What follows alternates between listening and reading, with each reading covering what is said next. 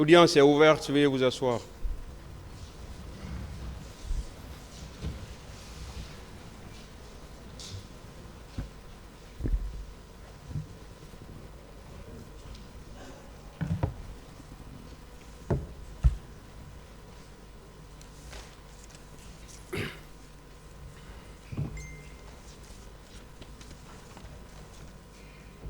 Veuillez mettre les téléphones sur le mode silencieux, s'il vous plaît.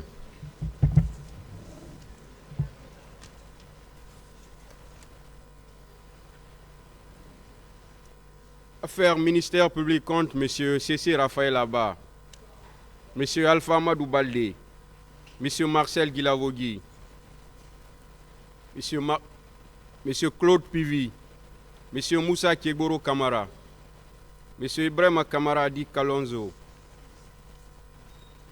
M. Aboubakar Diakité Di Toumba, M. Blaise Goumou, M. Moussa Dadis Kamara, M. Mamadou Aliou Keita, M. Abdoulaye Chérif Gabi, M. Paul Mansa Guilavogui. Le Parti civil, M. Ouriba Iloba, Mme Aïssa Toubari et plusieurs autres. La Fédération internationale des ligues des droits de l'homme, FIDH.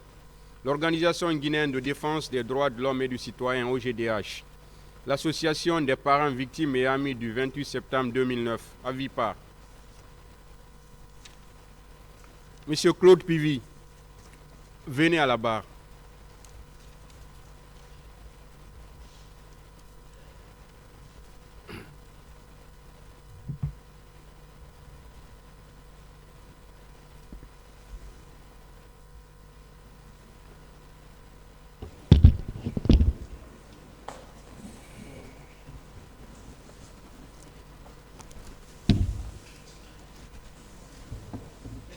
C'est vous.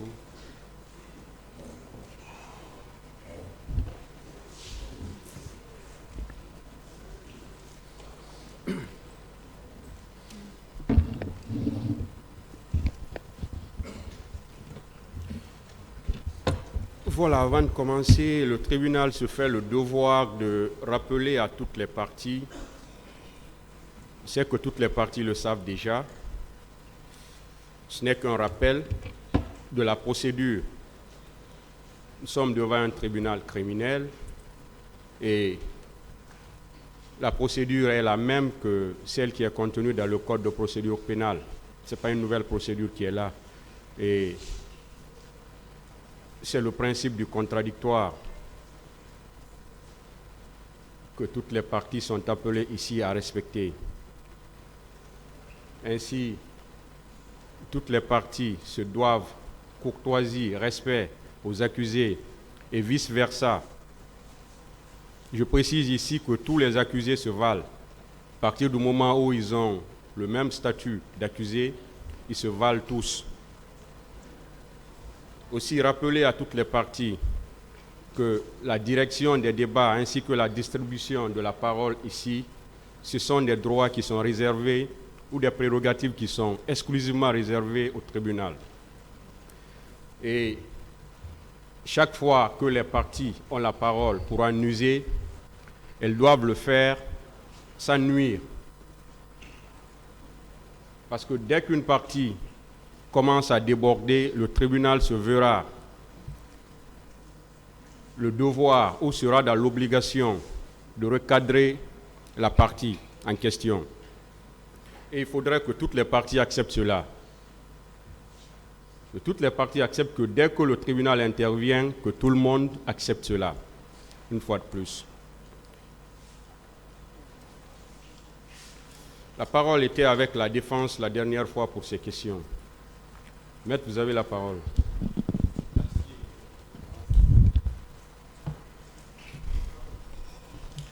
Merci, Monsieur le Président, honorables assesseurs, messieurs du tribunal.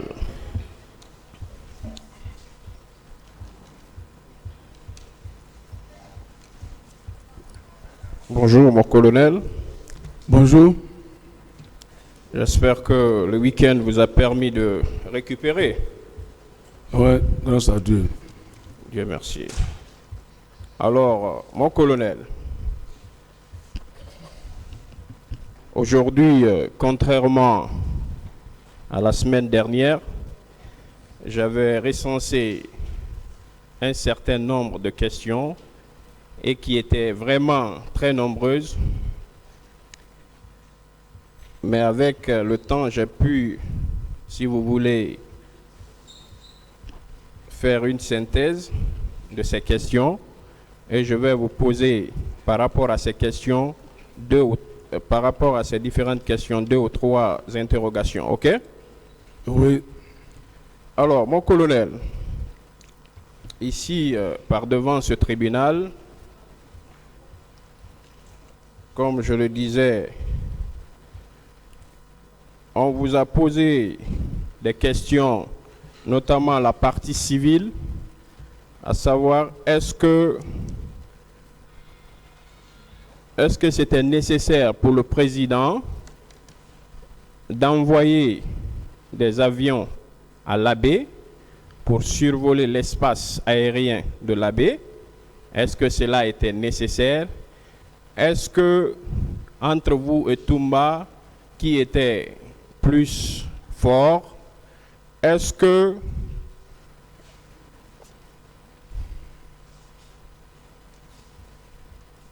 c'est vous qui avez sauvé le président Conté? Toutes ces questions vous ont été posées. Alors, moi, je vais vous demander, mon colonel, Oui. à votre avis, est-ce qu'il y a un rapport entre ces questions, toutes ces questions que je viens de rappeler, et les faits qui vous conduisent devant ce tribunal? Selon vous, est-ce qu'il y a un rapport? Non. Il n'y a pas eu de rapport pour Il n'y ça. a aucun rapport donc entre les faits qui vous amènent devant ce tribunal et toutes ces questions qui vous ont été posées, n'est-ce pas? Oui. Alors, je m'en vais donc vous poser mes questions à la suite de ça, ok? Mon colonel, une fois encore, j'aimerais savoir, est-ce que vous avez foi en la justice? Absolument. Vous avez foi en la justice? J'ai foi à la justice guinéenne. Vous faites confiance en ce tribunal? Je fais confiance. Les hommes qui composent ce tribunal vous inspirent confiance? Bien. Merci. C'est toujours pour me rassurer. Mon colonel, Oui. est-ce que vous saviez ce pourquoi vous êtes là avant la lecture de l'ordonnance de renvoi? Est-ce que vous le saviez? Bon. Vraiment, moi, jusqu'ici, je ne sais pas pourquoi je suis là. Vous ne savez donc pas ce pourquoi vous êtes devant ce tribunal? Oui. Alors, est-ce que vous savez que le juge d'instruction, c'est le juge de l'incertitude? Est-ce que vous le savez? Non. Alors, je vous apprends que le juge de l'instruction, c'est celui de l'incertitude. Alors, est-ce que vous savez que vous êtes devant le juge de la certitude? Oui. Vous le savez? Oui. Vous êtes devant le juge de la certitude. Est-ce que, mon colonel, vous savez que les faits qui vous amènent devant ce tribunal doivent être prouvés par ceux qui vous amènent devant ce tribunal? Vous le savez? Si, il faut que ça soit prouvé. Vous savez que c'est sur la base des éléments probants qui seront contradictoirement discutés par devant ce tribunal et seulement sur la base de ces éléments que le tribunal pourrait décider d'une condamnation? Vous le savez? Oui. Merci. Alors, mon colonel, est-ce que vous savez qu'en cas de doute, un seul instant de doute devant ce tribunal, c'est vous qui profitez?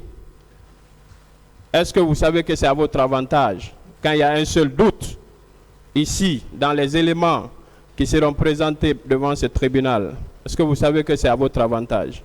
Oui. Merci.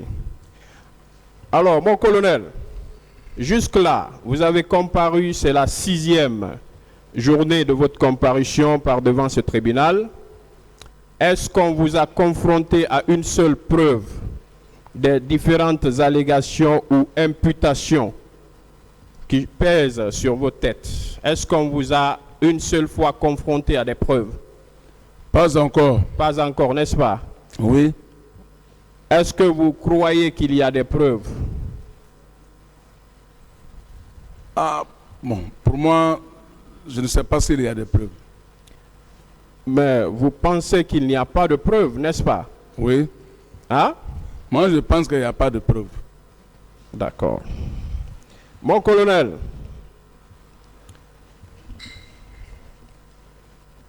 donc après toutes ces questions posées par non seulement les parties civiles, mais aussi les représentants du ministère public ainsi que d'autres avocats de la défense, des questions qui n'ont aucun rapport avec les faits qui vous amènent ici, mon colonel. Oui.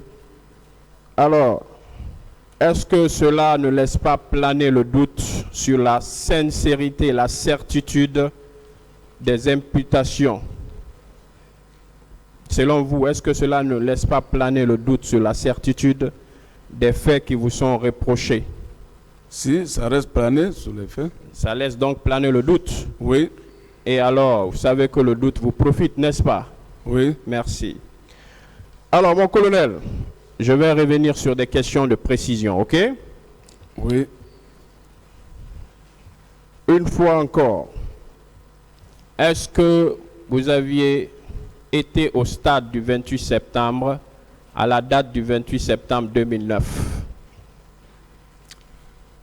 J'ai bien dit que moi, je n'ai jamais été au stade du 28 septembre. À la date du 28 septembre, n'est-ce pas? À la date du 28 septembre. 2009. Oui. Merci. Mon colonel, est-ce que vous aviez assisté, donné des ordres, donné des injonctions ou accompagné de quelque manière que ce soit la commission des infractions reprochées? Je n'ai jamais assisté. Vous n'avez jamais assisté, vous n'avez jamais donné d'ordre, Non. vous n'avez jamais accompagné, que ce soit matériellement ou financièrement, n'est-ce pas? Non. La commission de ces infractions. Oui, je n'ai jamais accepté. Est-ce que vous comprenez, mon colonel, lorsqu'on dit que vous aviez assisté sans pour autant, d'accord, Non. sans pour autant pris la décision de stopper ou de freiner la commission de ces infractions? Est-ce que vous comprenez cela? Je n'ai jamais fait. Est-ce que vous vous êtes rendu complice, non seulement dans la dotation en armes des présumés recrues de Caléa? Non. Est-ce que vous avez participé dans la dotation des présumés recrues de Caléa? Je n'ai jamais participé. Est-ce que, mon colonel, vous aviez participé dans la logistique en ce qui concerne le transport des présumés cadavres issus des massacres du stade du 28 septembre? Je n'ai jamais assisté. Est-ce que, mon colonel, vous étiez responsable du camp Caléa? Je n'ai jamais été responsable du camp. Est-ce que, mon colonel, vous étiez responsable du recrutement des supposés recrues de Caléa? Je n'ai jamais été responsable du recrutement. Est-ce que, mon colonel, vous savez ce pourquoi vous êtes devant ce tribunal? Non. Vous ne savez donc pas ce pourquoi vous êtes devant ce tribunal? Vraiment. Alors, mon colonel, pour terminer, est-ce que vous vous reprochez moralement, intellectuellement, psychologiquement, spirituellement de quelque chose dans cette affaire du 28 septembre 2009? Ouais, bon. Comme je l'ai dit la fois passée, parce que sur le cas de cet événement du 28 septembre, c'est un choc qui a pris tout le monde. C'est un choc que vous avez ressenti. Oui. Mais je parle de la responsabilité.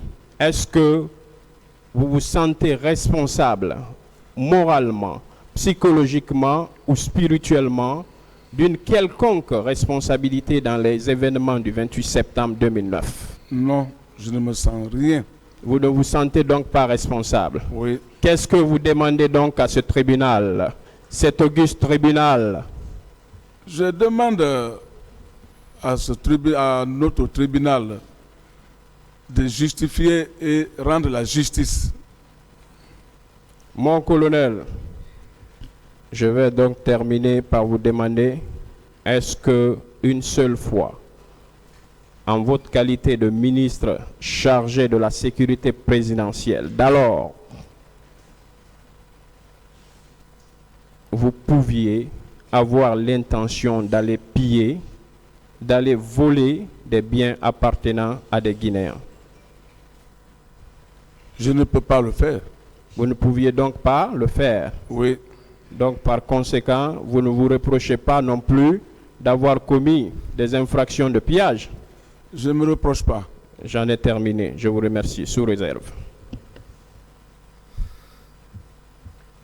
D'autres questions? Ministère public, partie civile, les autres accusés. Une seule question.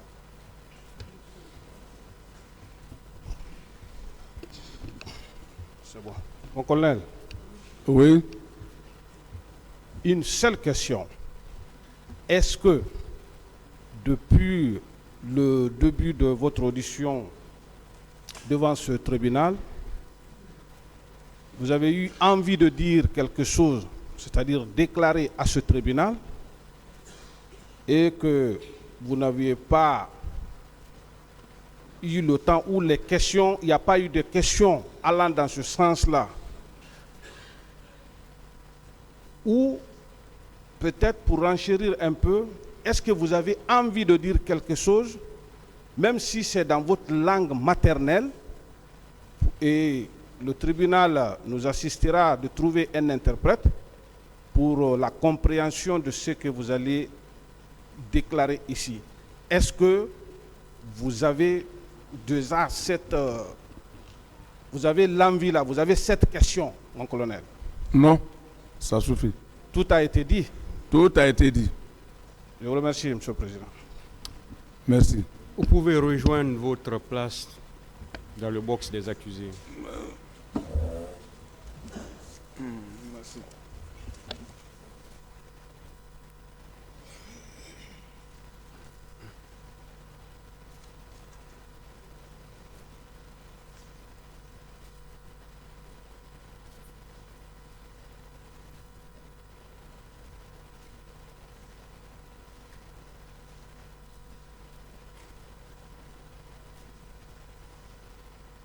Monsieur Moussa Dadis Kamara, venez à la barre, s'il vous plaît.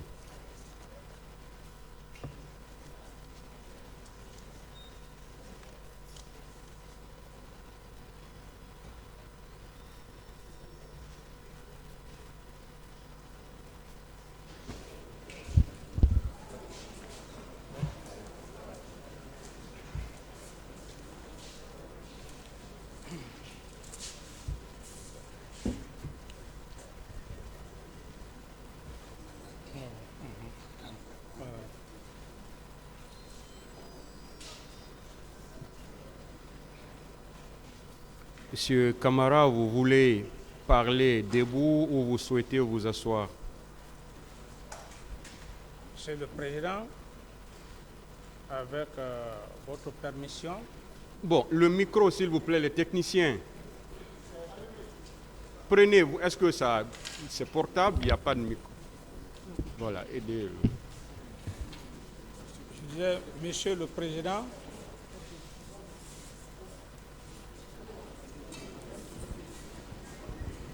Monsieur le Président, avec votre permission,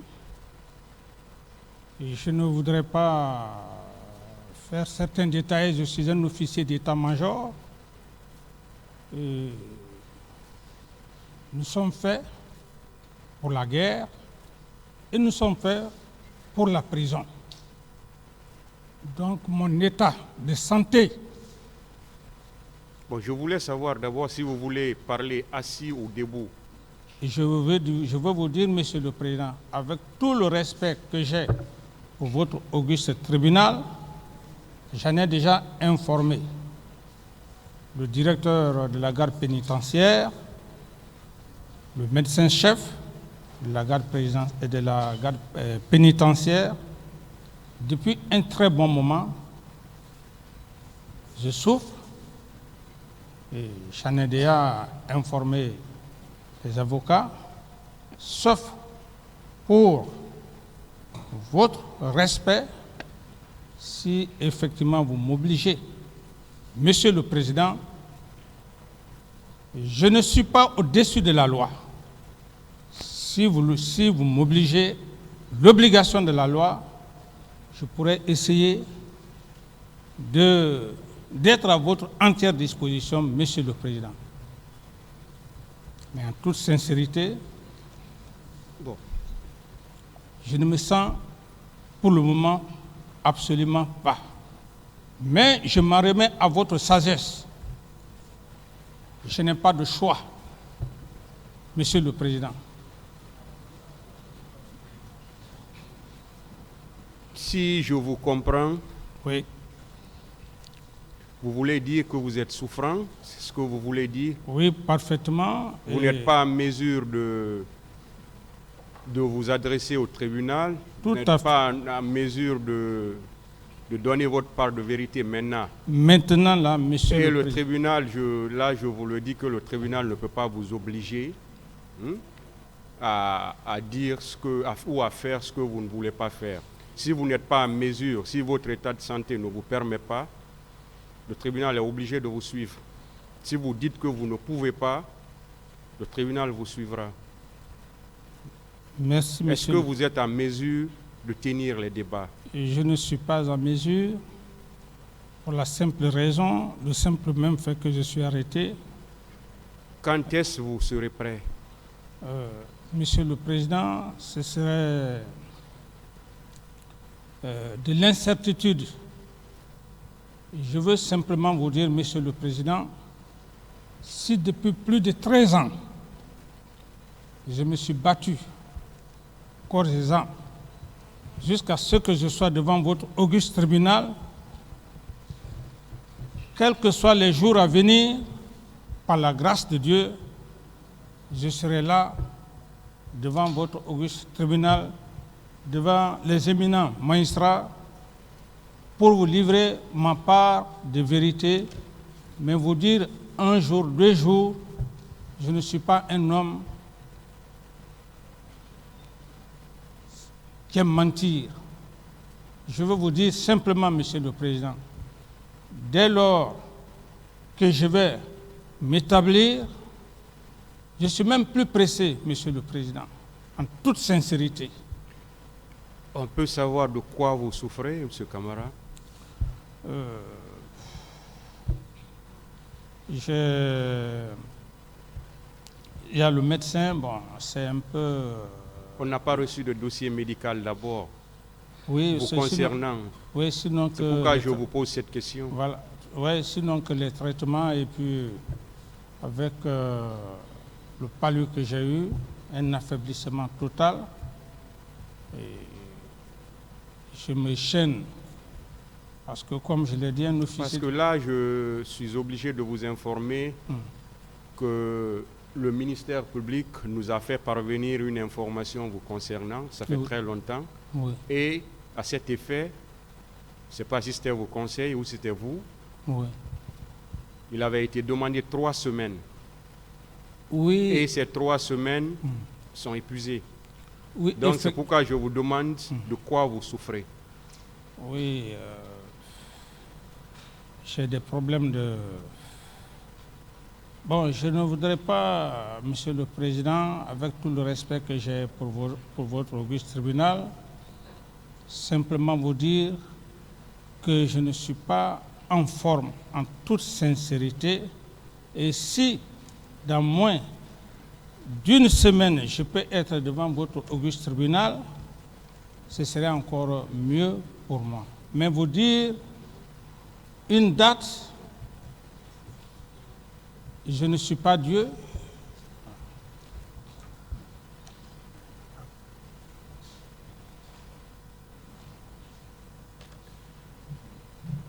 On sera alors dans l'obligation de renvoyer cette affaire. Non, Monsieur le Président, En tenant compte de votre état de santé. Voilà, là je donne la parole à personne parce que c'est quelque chose qui ne peut pas se discuter. merci Monsieur le Donc, Président. en tenant compte de votre état de santé, Oui. le tribunal va estimer un temps, dire qu'avant cette période, vous serez plus ou moins apte à pouvoir dire votre part de vérité. Par la à grâce ce de Dieu, Monsieur le tribunal-là. Président.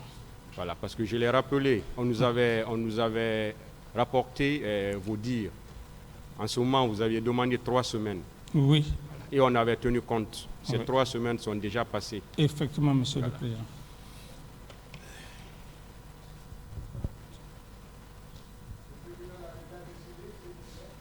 Personne n'a la parole. Je peux déployer le micro, Monsieur le Président.